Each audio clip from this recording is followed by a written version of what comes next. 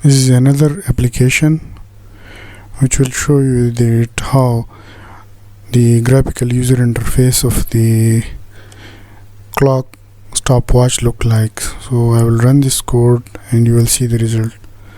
This is the code of the graphical user interface of a clock, and when I run it, you can see such type of graphical user interface is available, and when I click it, it will show me the current time of the which is here on a physical device.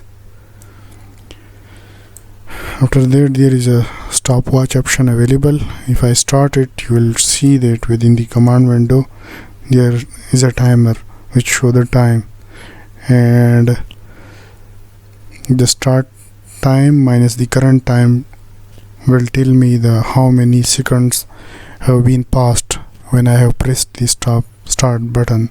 I can pause the time and I can start it again. So this is the procedure of the stopwatch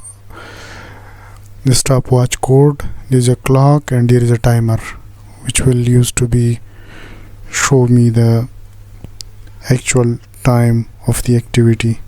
So I can pause it and I can stop it. So this is a 36-second duration. When I stop it, I can start it again, and I can pause it, I can start it, I can pause it, and I can stop it. So this was an app which show me the clock and a timer. This is a code available, and there are two .mat file which I have created which store the value of the pause and time lapse. Thank you.